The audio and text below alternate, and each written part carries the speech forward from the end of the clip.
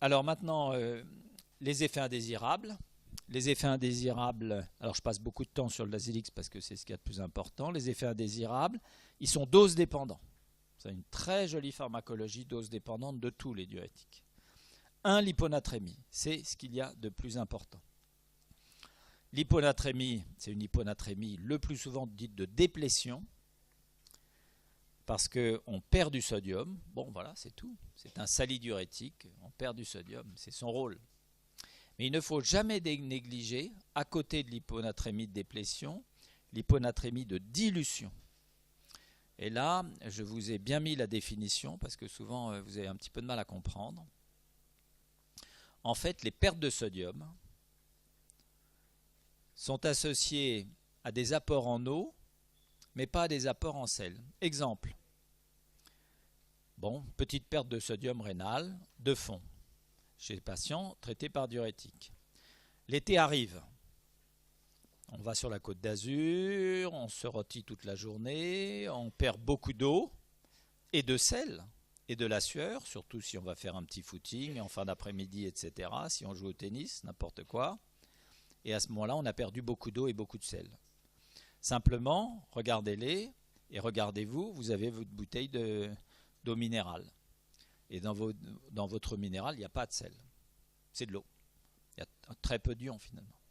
Donc finalement, la compensation se fait en ion, mais elle se fait pas en eau, mais elle ne se fait pas en sel. Trop d'eau et pas assez de sel dilue.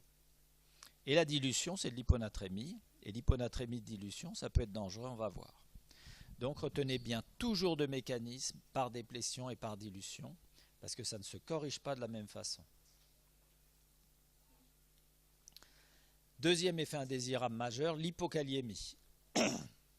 Pourquoi l'hypokaliémie? À cause de risques de troubles du rythme. Hyperexcitabilité cardiaque. Tachycardie à différents niveaux. Et alcalose métabolique.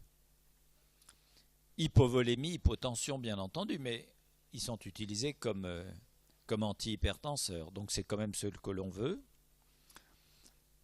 Et puis, vous voyez, je vous les décline en ordre d'importance décroissante. Hyperuricémie, donc c'est surtout ce qu'on appelle de l'hémoconcentration. L'hémoconcentration, souvenez-vous, c'était le petit schéma que je vous ai montré au tout début, on perd 2 litres. Voilà, on a 2 litres d'hémoconcentration. On a perdu 2 litres de volume extracellulaire. Et puis on peut diminuer l'uratérie. L'hypocalcémie, vous avez vu le mécanisme, diffusion paracellulaire de calcium. Ensuite, pour ce qu'on appelle les facteurs métaboliques, cholestérol, triglycérides, intolérance au glucose, oui, avec des diurétiques, on peut augmenter le cholestérol, on peut augmenter les triglycérides, on peut augmenter le glucose. Ce n'est pas forcément bon, puisqu'on sait que c'est des facteurs de risque cardiovasculaire. Je ne rentre pas dans le détail des mécanismes, mais sachez que ce système s'atténue au long cours et que de toute façon, le bénéfice chez l'hypertendu de la baisse de pression artérielle l'emporte largement sur ces petites modifications. Dernière chose, aux fortes doses, chez les patients qui ont des fortes insuffisances rénales, des patients de réanimation, des jeunes enfants, il peut y avoir ce qu'on appelle une ototoxicité. Alors, soyez gentils, auto, c'est O-T-O, ça veut dire oreille. Ne me l'écrivez pas A-U-T-O, hein, parce que l'autotoxicité, c'est comme si vous étiez toxique pour vous-même. Enfin, donc, il y a beaucoup d'étourderies dans ce que vous écrivez, mais alors, voilà, retenez, c'est l'oreille, auto, otorino, auto. Deuxième grand groupe, les thiazidiques. Alors les thiazidiques, on n'est plus dans 25% du sodium filtré, et là on va aller beaucoup plus vite, on est dans 5%. Pareil, moindre efficacité. Donc il y a plusieurs thiazidiques, il n'y en a pas beaucoup quand même, qui ont la même efficacité, qui ont différentes puissances, mais la diurèse est plus modérée que les diurétiques de Lens. Et pourquoi? Eh bien parce qu'ils n'agissent pas sur cette branche ascendante, puisqu'ils ne vont pas faire disparaître le gradient cortico-papillaire, parce qu'ils ne vont pas utiliser tout ce système d'amplification, mais ça je vais vous le décrire. Donc retenez bien, il est normal qu'il soit moins efficace et qu'il soit moins diurétique. Donc je vous les replace ici. Regardez bien la courbe de l'hydrochlorothiazide et celle du furosémide, et ce ne sont pas du tout les mêmes. Comment agissent-ils? Pareil, ce sont des bloqueurs de cotransporteurs. Cotransporteurs sodium-chlore, qui se trouvent plus en aval, dans le tube contourné distal, et qui entraîne une augmentation de l'excrétion de sodium et de chlore, exactement comme le furosémide. Et le système est très voisin, une NAK-ATPase qui constitue ce qu'on appelle une driving force, c'est-à-dire dont l'énergie permet de réabsorber du sodium. Cette diminution de sodium à l'intérieur de la cellule crée un gradient et le canal sodium-chlore en physiologie fait réabsorber le sodium. Maintenant, quand vous donnez un thiazidique, vous bloquez ce canal, et si vous bloquez ce canal, vous bloquez la réabsorption de sodium. Exactement comme pour le furosémide, vous avez de l'alcalose métabolique et de l'hypokaliémie. Et c'est le même mécanisme. Alors, vous voyez, là je vous écris...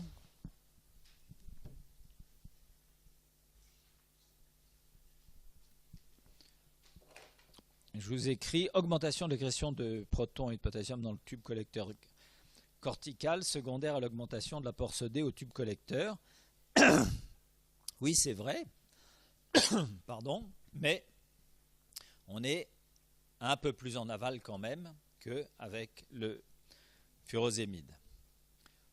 Pourquoi? Parce que le tube collecteur distal, il est relativement proche du tube distal proximal.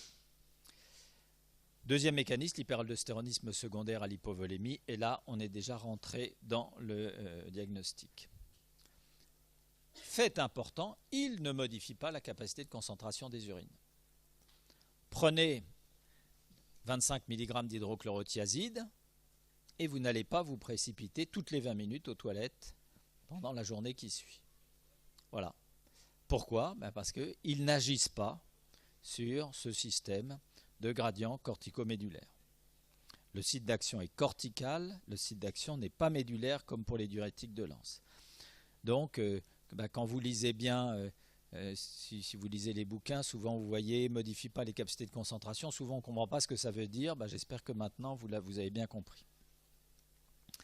Hypercalcémie. Ah, là ça change. Parce qu'avec le Lasilic, c'était de l'hypocalcémie. Alors pourquoi c'est de l'hypercalcémie et pas de l'hypocalcémie? Eh bien pour une raison simple, c'est qu'en fait, on bloque le cotransport sodium-chlore, je vous l'ai dit, on va augmenter ce gradient de sodium au travers de la membrane, on va mettre en jeu des contre-transports sodium-calcium, et puis ce contre-transport sodium-calcium va réabsorber du calcium. Voilà, ça va se faire au prix d'une réabsorption de calcium et donc d'une hypercalcémie. Donc si vous avez en pratique clinique une chose à retenir à propos du calcium et des diurétiques, c'est Lasilic, hypocalcémie, thiazidique, hypercalcémie. Si vous avez à soigner un patient qui a une hyperparathyroïdie avec trop de calcium, ne lui donnez pas de thiazidique. Ça sera au plus haut niveau. Les effets indésirables, exactement les mêmes, sauf l'hypercalcémie. Voilà. Tout le reste, c'est pareil. C'est normal. Hyponatrémie, déplétion dilution, hypokaliémie, alcalose métabolique, hypovolémie, hypotension, hyperuricémie, diminution de l'uraturée, hémoconcentration, hypercalcémie, hypercholestérolémie, hypertriglycérémie et intolérance au glucose. J'aurais dû ajouter là exactement comme pour furosémide, au plan fonctionnel, miction impérieuse. Donc pour le Lasilic, j'aurais dû dire miction impérieuse. Miction impérieuse, ça veut dire qu'on se précipite aux toilettes. diurétique, thiazidique, beaucoup moins de miction impérieuse.